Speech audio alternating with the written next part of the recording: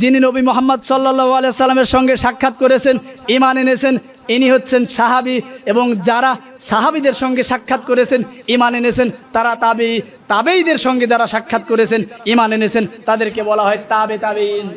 তো প্রখ্যাত তাবেঈ মুজাহিদ রাহিমাহুল্লাহ তিনি বলছেন, কুন্না মা ইবনে উমারান ফিস সাফারি, আমি কোনো একদিন কোনো এক সময় কোনো এক সফরে ওমর রাদিয়াল্লাহু তাআলা আনহুর সঙ্গে পথ চলছিলাম, ওমর রাদিয়াল্লাহু তাআলা আনহুর সঙ্গে রাস্তা হাঁটছিলাম। হাঁটার সময় আমি দেখলাম ফামার রবি মাকানেন ফাহাদা আনহু, তিনি সোজা রাস্তায় হাঁটছিলেন, সোজা রাস্তায় একটু বাঁকা হয়ে গেলেন। আমির আল মুমিনিন, তিনি সোজা রাস্তায় যেতে যেতে একটু বাঁকা হয়ে গেলেন। ফাসু ইলা লিমা ফাআলতা, আমির আল মুমিনিন আপনি কেন এমনটা করলেন?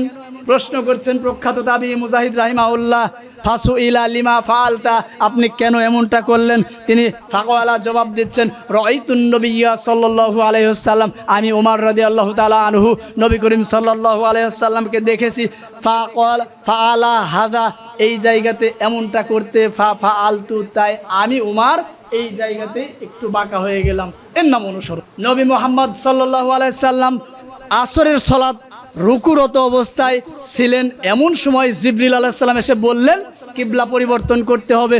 নবী মুহাম্মদ সাল্লাল্লাহু আলাইহি সাল্লাম ইচ্ছা করলে এ কথা তিনি বলতে পারতেন কি না যে আমি আসরের সালাত আদায় করছি, মাগরিবের সময় পরিবর্তন করে নেবনি?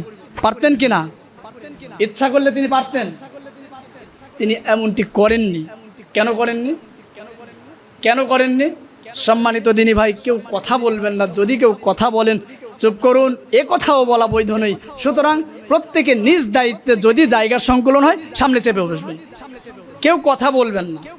আর কাউকে ডিঙ্গিয়ে মসজিদের সামনে ঢুকবেন না। এতে যিনি ঢুকবেন তিনিও গেছেন, যাকে ডিঙ্গিয়ে ঢুকেছেন তিনিও গেছেন, মানে কারোরই সালাত হবে না। সুতরাং নিজ দায়িত্বে আমরা সামনে চেপে বসবো। যদি সংকলন হয়ে থাকে, কেউ কারোর সঙ্গে কথা বলবো না। জুমার খুতবার আদব, মুহাম্মদ সাল্লাল্লাহু আলাইহি সাল্লাম যদি এমনটা ইচ্ছা করতেন, আমি রুকুরত অবস্থায় আছি, আসরের সালাত আদায় করতেছি, আসরের পরে মাগরিবের সালাত শেষে, শোনা যাচ্ছে না? আসরের সালাত শেষে মাগরিবের সময় আমি ইচ্ছা করলে করে নিতে পারতাম। নবী মুহাম্মদ সাল্লাল্লাহু আলাইহি সাল্লামের কথা বলছি, তিনি ইচ্ছা করলে কিবলা পরিবর্তন করে নিতে পারতেন। তিনি এমনটি করেননি। তিনি এমনটিও করতে পারতেন, রুকুরত অবস্থায় আছি, আমি রুকু থেকে কিয়াম অবস্থায় অর্থাৎ দাঁড়িয়ে কিবলা পরিবর্তন করে ফেলবো। তিনি এমনটি ইচ্ছা করলে করতে পারতেন। তিনি এমনটিও করেননি। কারণ কি জানেন? বলতে পারবেন কারণ কি? একটাই কারণ, আল্লাহ সুবহানাহু ওয়া তাআলার আদেশ নবী মুহাম্মদ সাল্লাল্লাহু আলাইহি সাল্লাম পালন করছেন। ওই সাহাবারা সালাত শেষ করে বের হয়ে চলে যাচ্ছেন। আপনাদের এই মসজিদে সালাত হয়ে গেছে, ওই মসজিদে বাকি আছে, সালাত 10 মিনিট পরে হবে। হয় না এমনটা? হয় না? হয়তো এইখানকার মুসল্লি অর্থাৎ এইখানকার সাহাবী ওই দিক দিয়ে যাচ্ছিলেন।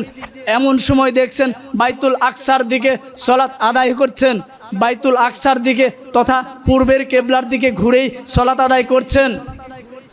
এমন সময় এই সাহাবীগুলি বলছেন, এই সাহাবাগণ তোমরা শোনো, আমি এই মুহূর্তে নবী মুহাম্মদ সাল্লাল্লাহু আলাইহি ওয়াসাল্লামের সঙ্গে আসরের সালাত আদায় করে আসলাম।